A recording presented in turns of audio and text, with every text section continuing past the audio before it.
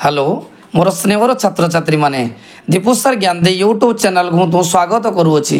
आज पिला माने आमे प्लस टू द्वितीय वर्ष इतिहास रे जो अच्छी सन्यासी विद्रोह 1817 मसीह खोर्धा विद्रोह इतिहास कहते पाइक विद्रोह एवं सांताल विद्रोह संपर्क में आज पुंखानुपुंख भाव तुम सहित आज मु आलोचना करी एवं आग भिडियो रे मु तुम सहित छुआ सिपाही विद्रोह संपर्क में आलोचना करी एवं एई भिडियो रे मु एई विद्रोह मान विषय आलोचना करी एवं परवर्ती भिडियो रे बछा बछा एमसीक्यू नहीं आसबि एवं एई विषय रे आमे आलोचना करबा। पिला माने सन्यासी विद्रोह थिला इंग्रेज मानक विरुद्ध रे एक अघोषित युद्ध एवं इंग्रेज शासन रो ओयो आरंभ रे एई विद्रोह दाना बांधिथिला। मने रखि दाओ सन्यासी विद्रोह पृष्ठभूमि थिला बंग एवं बिहार। इंग्रेज मानक अर्थनैतिक शोषण सन्यासी मानक हतोत्साहित करिथिला। पिला माने मने रखि दाओ एई सन्यासी विद्रोह संपर्क रे बंगर प्रसिद्ध लेखक बंकिम चंद्र चटर्जी आनंदमठ उपन्यास रे प्रतिफलित करिसंती। देख मन रख सन्यासी क्या कहबा सन्यासी कहले साधारणतः संसार मोहमायर मुक्त साधु को बुझाई थाए। मन छुआ सन्यासी कहले साधारणतः संसार मोहमायर मुक्त साधु को बुझाई थाए। मात्र ये सन्यासी माने संसार बंधन मुक्त नथिले से गृहस्थ जीवन यापन करुले। मन रखी था पिला माने वेरी इंपोर्टेंट ए सन्यासी माने दशनामी नागा एवं गोसेई संप्रदायर एमाने साधारणतः उत्तर प्रदेश बिहार दे बंग आसुले एवं राजा एवं जमीदार मानक ठारू किछि आर्थिक सहायता पाउतले। मात्र 1765 मसीह रॉबर्ट क्लाइव जतले दैत्य शासन प्रचलन कले सेबेटू जमीदार आउ राजा माने एमानकु सहायता प्रदान कले नाही। फलरे ए इंग्रेज शासन मानक विरुद्ध रे सन्यासी माने उत्क्षिप्त होई विद्रोह घोषणा करिथिले। मने रखि तो पिला माने जो हिंदू सन्यासी एवं मुसलमान फकीर मानकर इंग्रेज मानक विरुद्ध रे मिलित विद्रोह को सन्यासी विद्रोह रूपे अभिहित करा जाए। साधारणतः बंग बिहार रे 1773 रे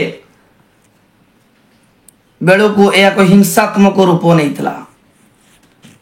साधारणतः 1770 ख्रीष्टाब्द रे बंगला रे तले जनसंख्या 1/3 लोक मृत्यु मुखर पड़े।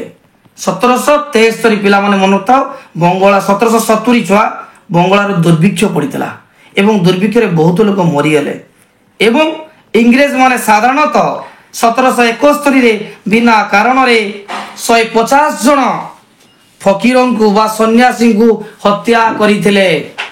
मन रखता पिला माने जो इंग्रेज माने केते जन सन्यासी को हत्या कले 150 जन सन्यासी को हत्या कले।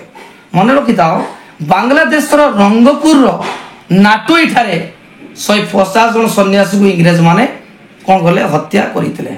फल इंग्रेज मान विरुद्ध रे 50,000 अधिक सन्यास और फकीर माने विद्रोह करते एवं ये विद्रोह को त्वरान्वित करने बा दमन करने लॉर्ड वारेन हेस्टिंग्स दृढ़ कार्यानुष्ठान ग्रहण करते।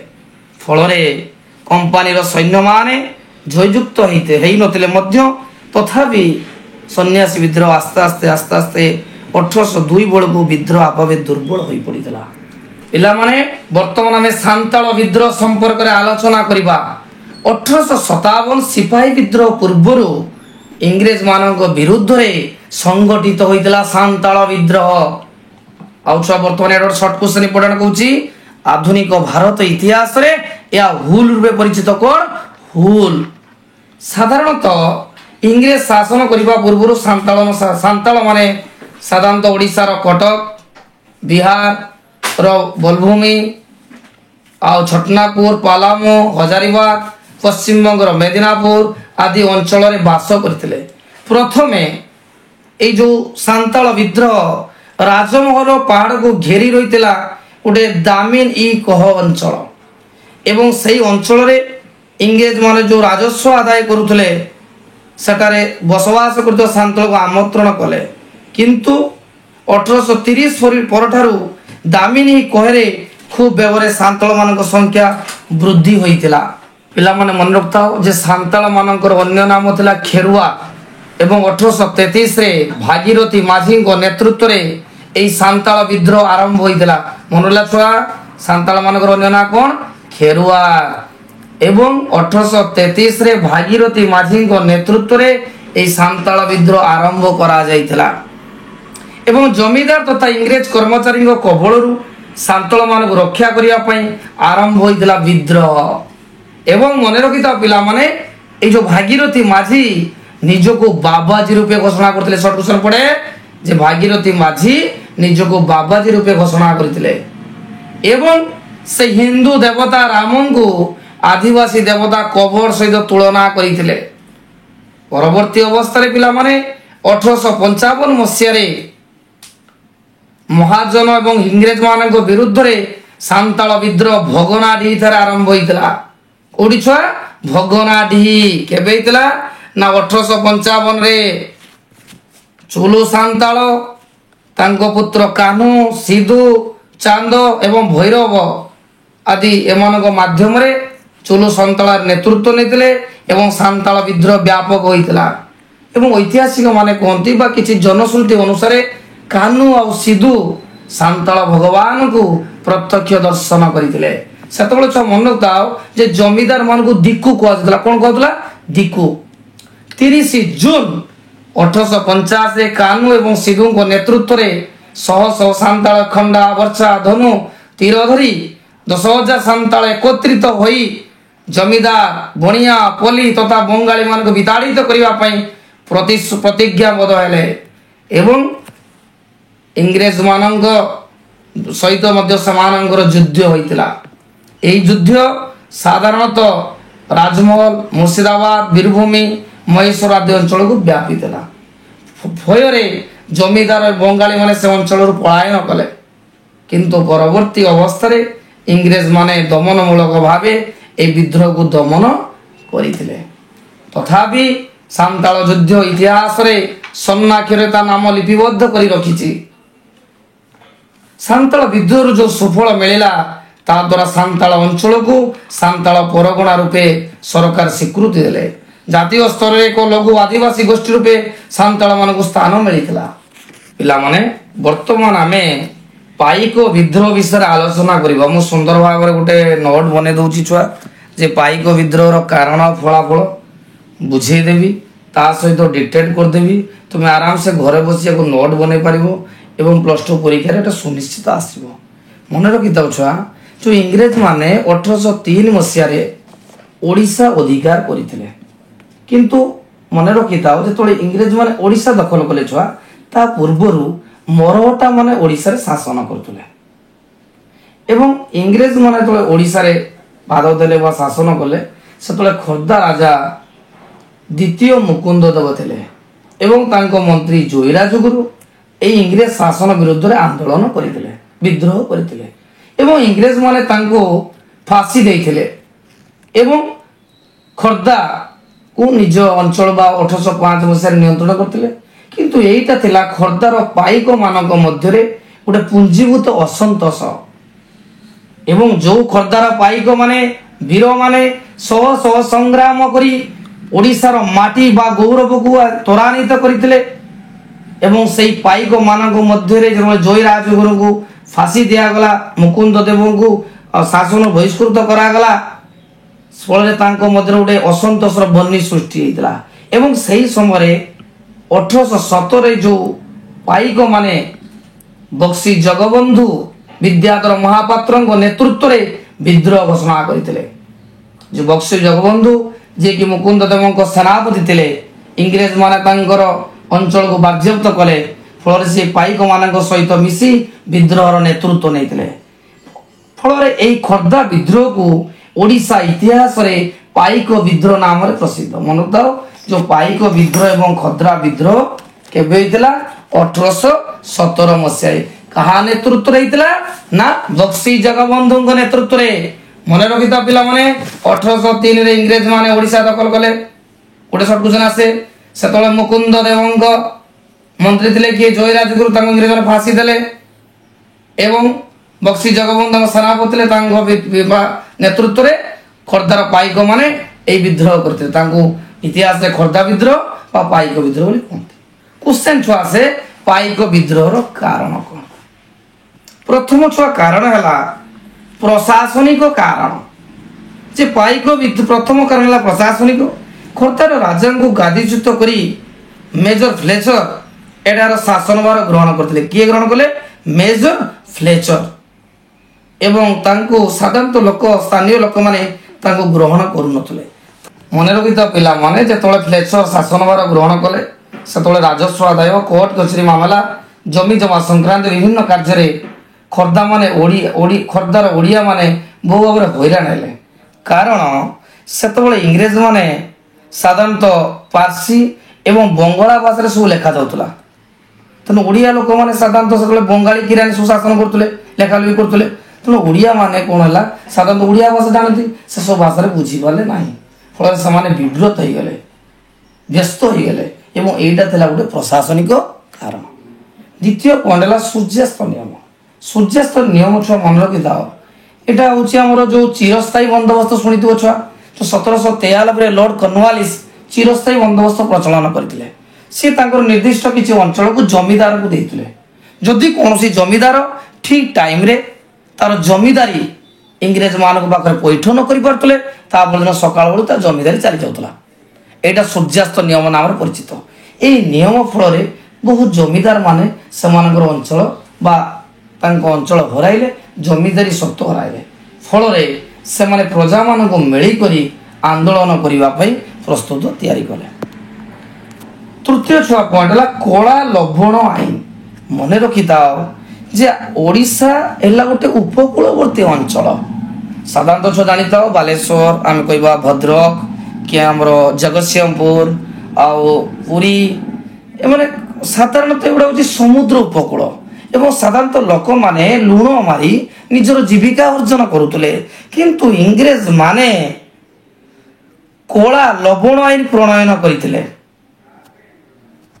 ତାର ଅର୍ଥ ହେଉଛି ଇଂରେଜ ମାନେ କ'ଣ କରିଥିଲେ, ଯେ ଲୋକମାନଙ୍କୁ ଲୁଣ ମାରିବା ପାଇଁ ଅନୁମତି ଦେଇନଥିଲେ। ଫଳରେ ବୋଝ ଉପରେ ନଳିତା ବିଡ଼ା ଭରି ଲୋକମାନଙ୍କ ଉପରେ ଦୁଃଖ ଆହୁରି ପଡ଼ିଗଲା। ଯେଉଁ ଲୋକମାନେ ଲୁଣ ମାରିକି ନିଜ ପରିବାର ଚଳୁଥିଲେ, ସେମାନେ ଚଳିପାରିଲେ ନାହିଁ। ଫଳରେ ଏଇଟାକୁ କଳା ଲବଣ ଆଇନ ବୋଲି କୁହନ୍ତି। ଏଇ ସାଧାରଣତଃ କଳା ଲବଣ ଆଇନଟି ଭାରତୀୟ ବା ଖୋର୍ଦ୍ଧାର ଲୋକମାନଙ୍କ ମଧ୍ୟରେ ଗୋଟେ ଅସନ୍ତୋଷ ବା ଗୋଟେ ବହ୍ନିର ବାତାବରଣ ସୃଷ୍ଟି କରିଥିଲା। ତାପରେ ଛୁଆ ହେଲା ଇଂରେଜ ମାନଙ୍କ ନୂତନ ମୁଦ୍ରାନୀତି। ସବୁ ମନେ ରଖିଥାଅ, ଆଗରୁ ଇଂରେଜ ଆମର ଯେଉଁ ପାଇକ ମାନେ ଥିଲେ, ଯେଉଁ ରାଜାମାନଙ୍କ ଠାରେ ଶାସନ କାର୍ଯ୍ୟ କରୁଥିଲେ ଏବଂ ରାଜାମାନେ ତାଙ୍କୁ କିଛି ଅଞ୍ଚଳ ଦେଇଥିଲେ, ଜମି ଦେଉଥିଲେ। ସେମାନେ ଜମି ଚାଷ କରୁଥିଲେ, ତାଙ୍କ ପରିବାର ପସନ୍ଦ କରୁଥିଲେ। ଏବଂ ସେତେବେଳେ ମୁଦ୍ରା ଥିଲା କଉଡ଼ି ମୁଦ୍ରା। ସାଧାରଣତଃ କଉଡ଼ି ହେଲା ତାଙ୍କ ରାଜସ୍ୱ ଏବଂ କିଛି ବା ଯେଉଁ ସୈନ୍ୟମାନେ ଥିଲେ କଉଡ଼ି ସବୁ କିଛି ସଞ୍ଚିତ କରି ରଖିଥିଲେ। କିନ୍ତୁ ଇଂରେଜ ମାନେ ଯେତେବେଳେ ଶାସନ କରତେ ଚାଲିଗଲେ 1804ରେ ସେମାନେ ଓଡ଼ିଶାରେ ରୂପା ସିକ୍କା ପ୍ରଚଳନ କଲେ। ଫଳରେ ଯେଉଁ ଲୋକମାନେ ସାଧାରଣତଃ କଉଡ଼ି ରଖିଥିଲେ, ଆଉ କଉଡ଼ିର ଭ୍ୟାଲୁ କିଛି ରହିଲାନି। ଫଳରେ ଯେଉଁ ବିନା ମେଘ ବଜ୍ରପାତ ଅବସ୍ଥା ସୃଷ୍ଟି ହେଲା। ଫଳରେ ପାଇକ ମାନେ ଇଂରେଜ ଶାସନ ପ୍ରତି ଅସନ୍ତୁଷ୍ଟ ଭାବମାନ ସୃଷ୍ଟି କଲେ। ତାପରେ ଛୁଆରେ ବହୁତ ଇମ୍ପୋର୍ଟାଣ୍ଟ ଖୋର୍ଦ୍ଧା ପ୍ରତି ବୈମାତୃକ ମନୋଭାବ। ଖୋର୍ଦ୍ଧା ଉପରେ ଇଂରେଜ ମାନଙ୍କର ଆକ୍ରୋଶ ମନୋଭାବ ଖୋର୍ଦ୍ଧାର ଲୋକମାନଙ୍କୁ ବିଦ୍ରୋହ କରିଥିଲା। ବିଦ୍ରୋହୀ କରି ତା ସହିତ ଏ ଯେଉଁ ଦ୍ୱିତୀୟ ମୁକୁନ୍ଦ ଦେବଙ୍କୁ ବହିଷ୍କାର କଲେ, ଜୟରାଜଗୁରୁଙ୍କୁ ଫାଶୀ ଦେଲେ ଏବଂ ତା ସହିତ ନୂତନ ଶାସନ ପ୍ରଚଳନ କଲେ। ଓଡ଼ିଆ ଭାଷା ବଦଳରେ ବଙ୍ଗାଳୀ ଆଉ ଫାର୍ସୀ ଭାଷା ପ୍ରଚଳନ କଲେ। ଏଇଟା ଖୋର୍ଦ୍ଧାର ଲୋକମାନଙ୍କ ପ୍ରତି, ତାଙ୍କର ଜାତି ପ୍ରତି ଗୋଟେ ଅପମାନ ସୂଚକ ଥିଲା। ଏବଂ ଖୋର୍ଦ୍ଧାର ଲୋକମାନେ ଥିଲେ ସାଧାରଣତଃ ପାଇକ ଶ୍ରେଣୀର, ଯୋଦ୍ଧା ଶ୍ରେଣୀର। ତେଣୁ ତାଙ୍କ ମଧ୍ୟରେ ଗୋଟେ ଦେଶାତ୍ମକ ବୋଧ ବା ବୈମାତୃକ ମନୋଭାବ ସୃଷ୍ଟି ହେଲା। ଏବଂ ଏଇଟା ଥିଲା ମୁଖ୍ୟ ଯେଉଁ ପାଇକ ବିଦ୍ରୋହର ମୁଖ୍ୟ କାରଣ। ନେକ୍ସଟ ଦେଖିବା ବକ୍ସି ଜଗବନ୍ଧୁଙ୍କ ଅସନ୍ତୋଷ। ମନେ ରଖିଥାଉ ଛୁଆ, ଯେଉଁ ବକ୍ସି ଜଗବନ୍ଧୁ ଥିଲେ ପାଇକ ବିଦ୍ରୋହର ମୁଖ୍ୟ ବିନ୍ଧାଣୀ। ତାଙ୍କରି ନେତୃତ୍ୱରେ 1817 ମସିହାରେ ପାଇକ ବିଦ୍ରୋହ ସୃଷ୍ଟି ହୋଇଥିଲା। ଏବଂ ସେତେ ଯେଉଁ ସେନାପତି ଥିଲେ, ସେମାନଙ୍କୁ ଆଗରୁ ଖୋର୍ଦ୍ଧା ରାଜାମାନଙ୍କର ବକ୍ସି କୁହାଯାଉଥିଲା। ବକ୍ସି ଅର୍ଥ ସେନାପତି। ସେ ତାଙ୍କର ପଦବୀ ଥିଲା ବଂଶାନୁକ୍ରମିକ। ସାଧାରଣତଃ ସେ 4ଟି ପ୍ରଗଣା ଯେତେବେଳେ ପାଇଥିଲେ, ଯେତେବେଳେ ସେମାନେ सेनापति थे राहांग लेम्बाई सराई और 24 कुत ये चारोटी प्रगणा से राजा जागिर पावर पाई सो मन रखता ये जो चारोटी प्रगणा थिला तार बक्सी इंग्रेज से कहला बक्सीवाद से निष्कर जमी थिला एवं तांको कार्य खोर्धा राजा को करमुक्त करते किंतु जो प्रेचर खोर्धार शासन हेले सी बक्सी को जिलू हटाई देले एवं तांकर मालिकानी बा प्रगणार मालिक रूपे मानि नथिले एवं बक्सी जगबंधु रास्तार भिकारी गले फल सी कौन कले ना साधारणतः पाइक मान को नहीं लोक मान को मेली करी इंग्रेज शासन विरुद्ध रे विद्रोह करने मनस्थ करथिले एवं सेई दिन आरंभ होइतिला ऐतिहासिक पाइक विद्रोह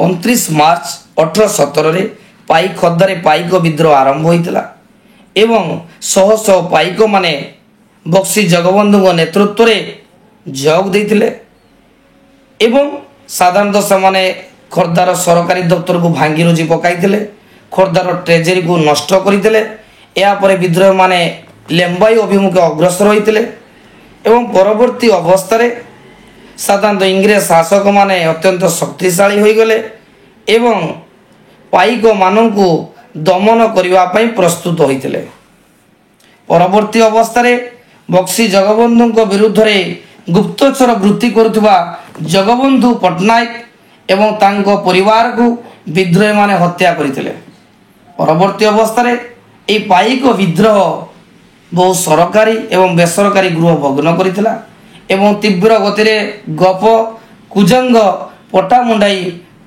गलरा हरिशपुर एवं प्रहाराजपुर आड़ को माड़ी जाइतिले परवर्ती अवस्था इंग्रेज माने अत्यंत चालाक थिले एवं बक्सी जगबंधु को धरिबा पई सामने लोक मान को प्रलोभन देखाइतिले साधारणतः बक्सी जगबंधु धराइले 5000 टंका एवं ता अनुचर धराइले 2000 टंका घोषणा कले परवर्ती अवस्था बक्सी जगबंधु से घोषणा कले जदि बक्सी आत्मसमर्पण करिए मासिक 100 टंका देबे एवं तांकर अनुचर को 50 टंका मिले घोषणा कले फल रे बक्सी जगबंधु 27 मे 1825 रे निज अनुचर मान सहित कटक रे आत्मसमर्पण करथिले परवर्ती अवस्था इंग्रेज माने तांकर कौनसी कथा शुणी नथिले एवं कटक ठारे थिबा बेले 24 मार्च 1827 रे बक्सी जगबंधु प्राण त्याग करथिले मन रखिथा छुआ परीक्षार क्वेश्चन आसे सिपाही विद्रोहर कारण गुडी छुआ म तुमको गोटे पॉइंट कहली प्रथमे कहली प्रशासनिक कारण द्वितीय कहली सूर्यास्त नियम तृतीय कहली कोला लवण आईन तृतीय कहली इंग्रेज मान नूतन मुद्रा नीति चतुर्थ पंचम कहली खोर्धा प्रति वैमातृक मनोभाव तापर कहली बक्सी जगबंधु असंतोष ये कारण गुड़ा छुआ लिख आम जा छुआ फलाफल मन रखी था साधारणतः ये जो आमर कायिक विद्रोह है पाइक विद्रोह पर इंग्रेज मान को आखि खोली देता से कौन करते साधारणतः प्रशासनिक अर्थनैतिक एवं विचार जो दुर्नीति होता त्वरान्वित करने गोटे कमिटी गठन कले मन रखिए प्रशासनिक जो विद्रोह होता से असंतोष जो प्रजा मान थे गोटे कमिटी गठन कले परवर्ती अवस्था से बंगाली मान परिवर्ते ओडिया मान को चाकरी देले परवर्ती अवस्था पाइक माने कौन करते जे लोक मान को लुण मारिबा अनुमति देते एवं द्वितीय मुकुंद देव मृत्यु पर पुत्र राजा तृतीय रामचंद्र देव को पुरी राजवास बास करने अनुमति देते आ परवर्ती अवस्था पाइक मान को इंग्रेज माने सम्मान प्रदान करते कौड़ी मुद्रार मूल्य ह्रास करते एवं पुलिस कर्मचारी पुलिस मान अत्याचार और दुर्नीति को इंग्रेज माने नियंत्रण करते पिला माने देख आज मु तुमको सन्यासी विद्रोह आ सांताल विद्रोह पाइक विद्रोह संपर्क में आलोचना कली परवर्ती अवस्था छुआ मोर यही विषय गुड़िक सर्ट क्वेश्चन एमसीक्यू तुम सहित डिस्कसन करी।